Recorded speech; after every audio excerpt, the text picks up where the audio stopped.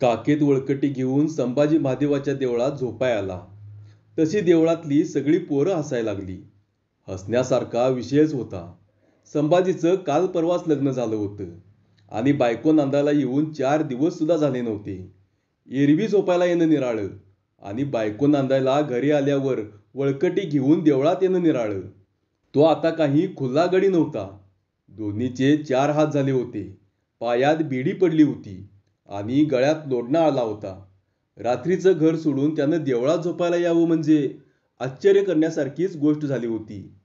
काखेत वळकटी घेऊन संभाजी जागा बघत उभा राहिला. तशी वाकळा आणि घोंगडी पसरून पडलेली पोरं उठून बसली. आश्चर्याने त्याच्या तोंडाकडे बघत राहिली. एका दोघांना हसण्याच्या उकळ्या फुटल्या. तशी सगळीच खेकाळू लागली. त्यांच्या पोटात हसूच मायेनासं झालं. सगळी अशी हसायला लागली आणि खाली मान घालून त्यानं वळकटी पसरली. डोक्याचा पटका काढून उशाला घेतला. चादर अंगावर घेतली. पाठ पोरांच्याकडं आणि तोंड भिंतीकडं करून तो एका अंगावर होऊन गप्प पडून राहिला. अंगाची कसलीच हालचाल न करता त्यानं झोपेचा आव आणला. पोरं हसायची थांबली आणि दिवा मोठा करून एकमेकांच्या तोंडाकडे बघू लागली. त्यांची झोप ठार उडाली. भुईला पाठ लावून गप्प पडायच्याऐवजी दिवा मध्ये घेऊन ती बसून राहिली. कोण घोंगडं, कोण वाकळ, तर कोण सोलापुरी चादर अंगावर घेऊन बसला आणि बोलणं सुरू झालं. कोळ्याचा सुभराव तोंडातल्या तोंडात हसू लागला. बाईला, हे खुळं तर वय नाही. घरात पोरं लई झाली म्हणून पडायला देवळात आली काय रे हे? लेका बायको नांदायला येऊन 2 दिवस झालं नाहीत आणि पोरं कुठली होतील र? काय आधीची असली तर कुणाला दक्कल, असं म्हणून सुभराव घोड्यागत खेकाळला आणि मग सगळीच खो खो हसू लागली. पोट धरून सगळी हसायला लागली आणि त्यातच पाटलाचा रत्न्या बाबूच्या गळ्यात पडून म्हणाला, अगा असं असल. आपल्या गळ्यातलं त्याचं हात काढीत बाबू बोलला, लेका माझ्या गळ्यात का पडतोस? नाही सांगतो र. अरे मग लांब न सांग की. सांगायच्या ऐवजी तो हसतच राहिला आणि हसू आवरेना तसा हसता हसता पुन्हा बाबूच्या गळ्यात पडून तोंडातल्या तोंडात काहीतरी बोलू लागला. त्याचं बोलणं कळेनासं होऊन बाबू गुरकावून म्हणाला, आधी पोटभर हसून घे आणि मग सांग. अरे असं असल. लेका कसं असेल ते सांग की. असं र. म्हणून त्यानं हसू आवरून डोळ्यातलं पाणी पुसलं आणि तो म्हणाला, अजून ह्याच्या बायकोला न्हाणं आलं नसल. सगळी पुन्हा पहिल्यापासून हसायला लागली आणि सुभराव पोटावर डब पडून बोलला, अरे न्हाणं आलं नसलं तर मग मकरात बसवावं. आपणच येतंय. एवढी थट्टामस्करी सुरू झाली तरी संभा काही ह्या अंगावरचा त्या अंगावर झाला नाही.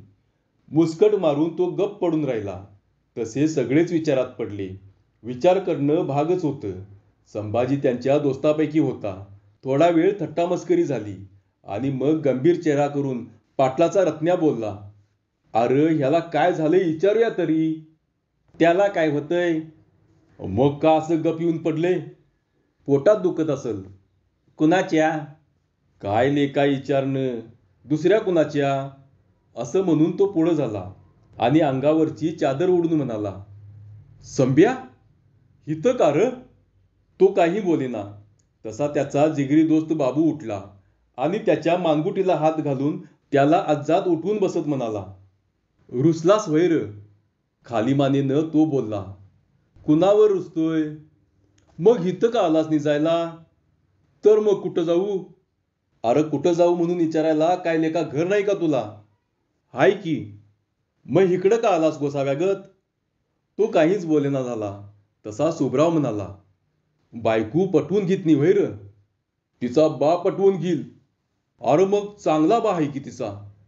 सगळे पुन्हा हसू लागले आणि संभाने विचारलं, काय तट्टा लावली ही? अरे तू काय आम्ही? मी काय तट्टा केली? मग काय झालं ते सरळ सांग की. काय काय बोलता राव? काय बोललो र? न्हाणं आलं नसेल म्हणता वय? खरी गोष्ट आहे. तर्क नको करायला. पोरं झाली असतील असं म्हणता वय? मग काय म्हणायचं? बायको येऊन अवघं 5-6 दिवस झालं आणि पोरं लई झाल्यात म्हणून इथं आलोय होय? आता आम्हाला काय माहीत? अरे माहीत नसाय काय झालं? काय रोज एक पोरगं बाळत होती होय माझी बायको? घडी तापला. तसे सगळे बोलायचे थांबले. तोंडाला मिठी मारून त्याच्याकडे बघत बसले. संभाचं तोंड उतरलं होतं. मन बेचैन झालं होतं. त्याच्या तोंडावर नूरच नव्हता. आवाजही आत ओढला होता. तोंडातल्या तोंडातच तो पुटपुटला. काय सांगायचं तुम्हाला? अरे काय झालं? जीव काचणीत सापडलाय माझा. अरे काय झालं तरी काय? असं सरळ विचारा की, सांगतो तुम्हाला.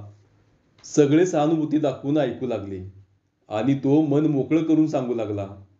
बायकोजवळ जायची सोयच राहिली नाही. काय रे, काय झालं? आईचं डोसकं. कोणाला काही कळेनासं झालं आणि सगळीच एकमेकांच्या तोंडाकडे बघत बसली आणि तो म्हणाला, असली आई कुणाला असेल का? कसली म्हणतोस? आमच्या आईसारखी. अरे काय केलं तिनं? आणि काय करायचं? बायकोजवळ जाऊ देत नाही मला.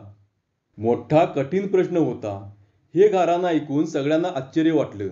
थोडासा विचार केल्यागत करून सुभराव बोलला, काय सांगतोस लेका? ती बापडी कशाला करल असं?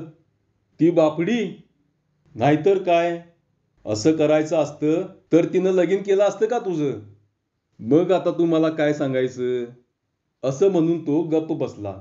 तसं एकानं विचारलं, अरे पण लगीन करून असं करण्याचा तिचा हेतू काय? ह्यात तिला काय मिळणार? अरे माझी आई कसली हाय हे माहीत आहे नव्ह तुम्हाला? आधीच तापीट. त्यात पाहुण्याचं बी नासलं म्हणजे झाला का घोळ? अरे पाहुण्याचं बी नासलं म्हणून काय झालं? काय झालं नवं? सुनेला जाच करायची ही शक्कल काढली आहे तिनं. असं असं. दुसरा एक जण बोलला, जाच करायची ही चांगली शक्कल आहे की गा? तर पर इकडं पोराचा जाच होतोय हे कुठं कळतंय तिला? म्हणजे आईनं घरात हाकलून काढले म्हण की. तर गा, सुनेला जाच कराय पायी पोरालाच घराबाहेर काढले नवं.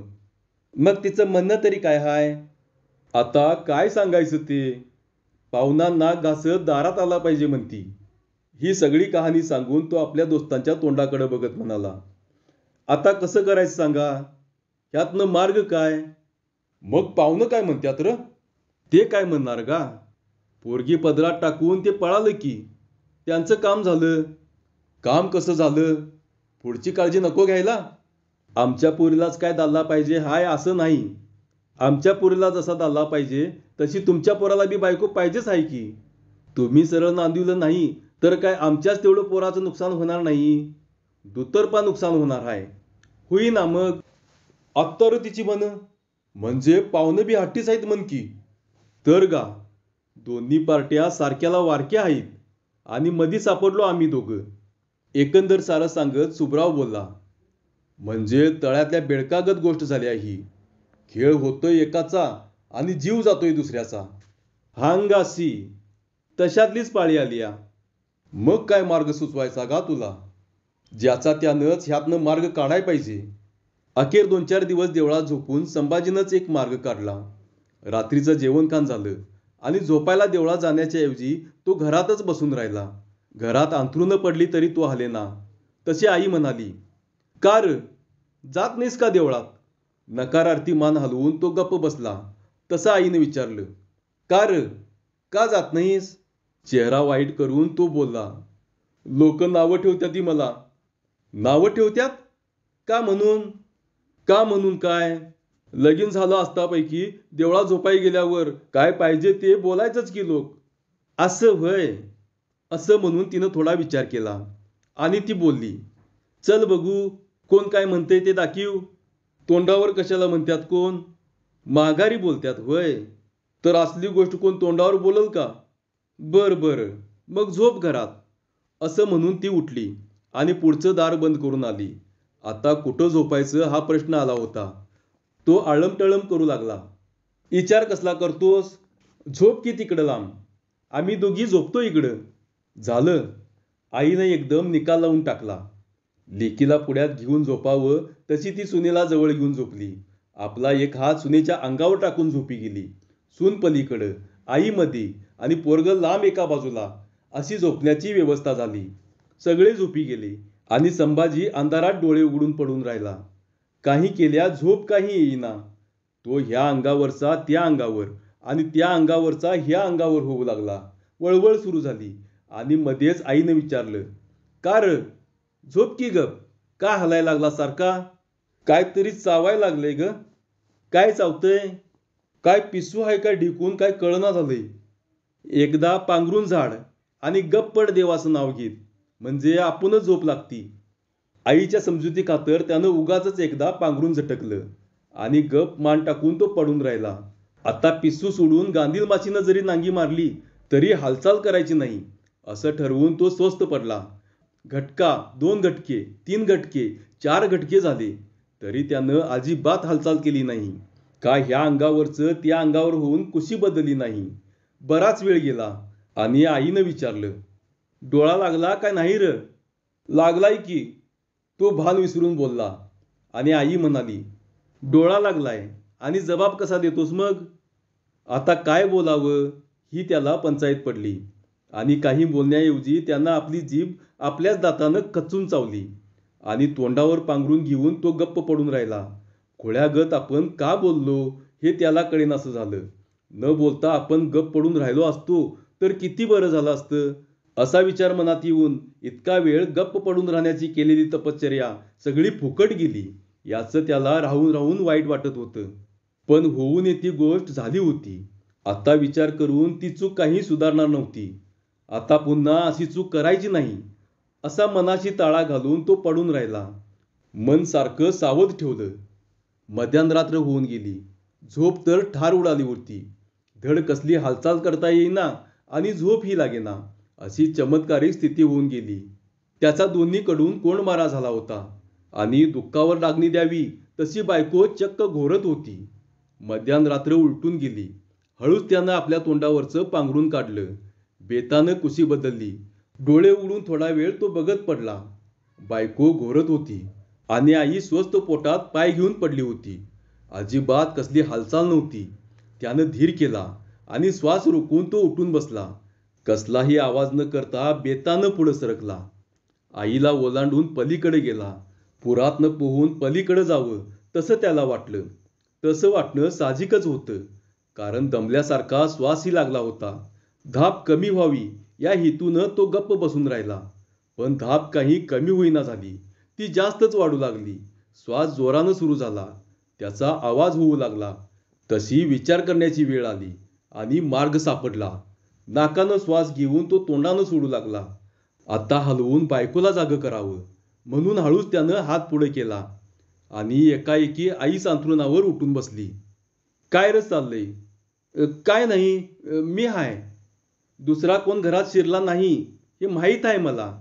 पर तू काय करतोस र तिकडं? आपलं हातरून सोडून इकडं कुठं आलास? कसला आवाज झाला म्हणून बघाय आलतो. कसला आवाज झाला? काय ते उंदीर खडबाडला जणू. अरे वाद्या, मी अजून जागी हाय, मग मला कसं ऐकाय आलं नाही? त्याची पाचावर धारण बसली. आईचा डोळा लागला असेल या भ्रांतीवर तो गेला आणि घडलं निराळच. उंदराचा नाद चुळून त्याला गुमान आपल्या अंथरुणावर येऊन पडणं भाग पडलं. पडल्या पडल्या त्यानं डोळं झाकलं. घरापेक्षा देऊळ 7 पटीन बरं असं त्याला वाटून तो मनात म्हणाला. धन्य माऊली, धन्य तुझी करणी. मनात आईचं नाव घेतलं आणि जादूची कांडी फिरावी तशी पटकन त्याला झोप लागली. दुसऱ्या दिवशी रात्री पुन्हा वळकटी घेऊन तो देवळात हजर झाला. तो झोपायला पुन्हा देवळात आला आणि त्याच्या दोस्तांनी त्याचं डोकंच उठवलं. आदल्या रात्री घडलेली सगळी गोष्ट त्यानं इत्थंभूत वर्णन करून सांगितली आणि विचारलं, आता ह्या आई पुढं काय करावं सांगा? सगळ्यांच्या पुढे हा एक पेचच पडला. ह्या खाष्ट बाई पुढं आता काय तोड काढावी याचा विचार सुरू झाला आणि सुभराव म्हणाला, आता असं कर संप्या. कसं करू म्हणतोस? मी सांगीन तसं करणार का? जमण्यासारखं असेल तर करीन की. मग असं करूया, काहीतरी निमित्तानं म्हातारीला परगावी धाडूया. पर ती जाया नको का? तशी शक्कलच काढायची. मग काय करायचं म्हणतोस? तुझा मामा आजारी आहे म्हणून एक पत्र लिहूया. संभानं थोडा विचार केला आणि ही कल्पना त्याला बरी वाटली. मामा आजारी आहे म्हणून जर पत्र आलं तर आपल्या भावाला बघायला म्हणून आई नक्की निघून जाईल असं त्याला वाटलं. सर्वानुमते हा उपाय अंमलात आणायचा ठरला. लगेच दुसऱ्या दिवशी पत्र लिहिलं आणि रीतसर शिक्के बसून ते पोस्टानं घरात आलं. पत्र हातात घेऊन संभा आईला म्हणाला, आई, आजोळचं पत्र आलंय. काय म्हणून आलंय? धाकटा मामा आजारी आहे म्हणलई. त्याला आणि काय झालं र? कशानं पडलाय? तसा चेहऱ्यावर चिंता दाखवी तो बोलला, काय टायफॉइड झालाय म्हणून. थंडी ताप होय? अगं नाही आई, टायफॉइड ग, टायफॉइड. एकदा ताप चढला की तो उतरतच नाही. म्हणजे नुसता तापच आहे म्हण की. मग आता र काय करायचं? आता तरी जायलाच पाहिजे की र. बघ कसं करतीस. अरे करायचं काय, जायला पाहिजेच की. तिनं 10 चौकशी केली आणि जायचं नक्की ठरवून म्हणाली, अरे मग आता मोटार तर मिळेल काय? दुपारनं मस्त 3 गाड्या आहे ती. जाणार असलीस तर आटीप लवकर. आपला भाऊ आजारी पडलाय, टायफॉइड झालाय म्हटल्यावर संभाची आई माहेरला जायला निघाली. तिला जाणं भागच होतं. ती जायची तयारी करू लागली. तसा संभा हरकून गेला. गोळी बरोबर निशाण्यावर लागली होती. त्या आनंदात तो गडबड करू लागला, आई आवर लवकर, नाहीतर आणि मोटार चुकल. गडबडीनं एक गटलं काकेत मारून ती बाहेर पडली आणि संभा म्हणाला, आवरलं का सगळं? त्याला गटलं दाखवत ती बोलली, माझं आवरलं, पर तुझं काय दिसत नाही अजून. धोतार बितार काय घ्यायचं ते घे की लवकर. संभाचा चेहरा एकदमच पडला. आशेची निराशा होऊन त्यानं विचारलं, तू एकटी जाणार आहेस ना? आणि तुझं काय काम आहे रे घरात? चल मुकाट्यानं संग, येळ लावू नकोस. लवकर आवर, नाहीतर मोटार चुकल. गडबडीनं एक पिशवी घेऊन तोही आईबरोबर निघाला आणि विनाकारण एक आजोळचा हेलपाटा झाला. तिथं जाऊन पत्राचा खल झाला तो निराळाच. असेच दिवस चालले होते. नशिबातलं देऊळ काही चुकायचं लक्षण दिसेना झालं. उपाय करून करून संभा थकून गेला. पाहुणेही खाष्ट पडले आणि आईही त्यांना पुरून उरणारी भेटली. दोघांचं भांडण आणि तिसऱ्याचं मरण आलं. अखेर आपल्या नशिबात जे असल ते घडल असं म्हणून तो दैवावर हवाला ठेवून दिवस ढकलू लागला. आणि एक दिवस नामी कल्पना त्याला सुचली. तीर्थक्षेत्रांना जाणाऱ्या यात्रेकरूसाठी एक खास आगगाडी जाणार होती. ही बातमी त्याला कळली आणि त्याच्या तोंडाला पाणी सुटलं. तो आईला म्हणाला, आई, काशी रामेश्वर करून देवदेव करून हिंडून येतीस का? कुठला देवानी दैत घेऊन बसलास बाबा? मला बसलेली जागा उठवणा झाली या. नाही आई, संधी चालून आली या म्हणून म्हणालो. कसली संधी म्हणतोस? आयती गाडी निघाली या. कुणाची? कुणाची म्हणायला बैलगाडी नव्ह तर मग? तीर्थक्षेत्र करायला खास एक आगीन गाडी जाणार आहे. काशी रामेश्वर अशा तीर्थांच्या ठिकाणी नुसतं जाणार आणि येणार. गाडी थांबल तिथं उतरायचं, दर्शन घ्यायचं आणि पुन्हा गाडीत बसायचं. पुन्हा गाडी थांबली की उतरायचं, दर्शन घ्यायचं आणि पुन्हा गाडीत बसायचं. मग काय घोर हाय? देवधर्म करून ये जा की महिनाभर. शिवाय तिकिटात बी सूट आहे. संभानं तिच्या तोंडाला पाणी सुटेल असं तासभर वर्णन केलं. लांब हिमालयापर्यंत आगीन गाडीतनं बसून जायचं म्हटल्यावर तीही भाळली. नाहीतर तिला तरी एवढं फिरायला कधी मिळणार होतं? कसं झालं तरी पोरगा आता चांगलं करतं सवरतं झालं होतं. मागं संसाराचा पाश नव्हता. आता पोराच्या जीवावर घर सोडून जायला तिला काही हरकत नव्हती. शिवाय हा प्रवास काही पायी करायचा नव्हता. खुशाल गाडीत बसून हिंडायचं आणि 1 महिनाभर देवदेव करून यायचं. तीही हरकली. पोराची काही आडकाठी नव्हती. उलट तेच जा म्हणतंय तर मग का जाऊ नये असं वाटून ती म्हणाली, मग जाऊ म्हणतोस मी? अगं आई, ये जा की हिंडून. आणि सोबत र. सोबत गावातली 4 लोक जाणार आहेत की. रत्ना पाटलाची आई निघाल्या, बाबू सूर्यवंशाची आजी जातीया. मग आणि कोण कोण पाहिजे तुला? म्हणजे सोबतीचा प्रश्न नव्हता.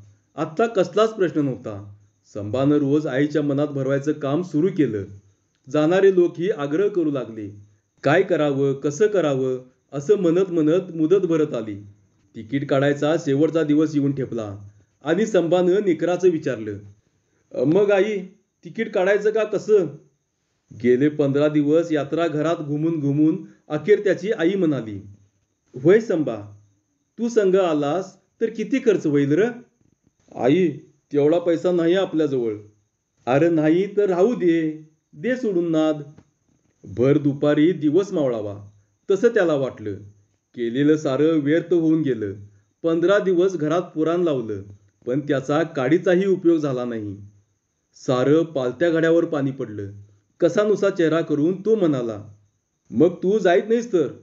नाही बाबा, मी कुठे एकटी जाऊ? तो उठला आणि म्हणाला, पैसे दे मला. कशाला? तिकीट काढायला. कसलं तिकीट? तू जाईत नाहीस तर मग मी जातो.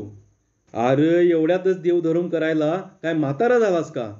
भाकरी खा आणि गुमान रानात निघून जा. खाली बसत तो म्हणाला, धड तू बी जाईत नाहीस आणि मला बी जाऊ देत नाहीस वय? वय, काय म्हण आहे तुझं? तो भाबडेपणानं बोलला, नाही आई, अशी संधी पुन्हा यायची नाही म्हणून म्हणतो. अरे तुझं काळीज वडलं, तुझी संधी कळतीये मला. मला लई शेणपणा शिकू नकोस. 2 घास खा आणि गप रानाकडे जा बघू.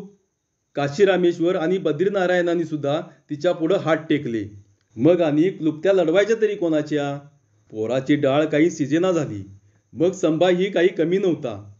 एका कोळी आणि एकदा आपुले, ही कविता बालपणी त्यानं पाठच केली होती. त्या कोळ्याचा आदर त्याच्या डोळ्यासमोर कायम होता.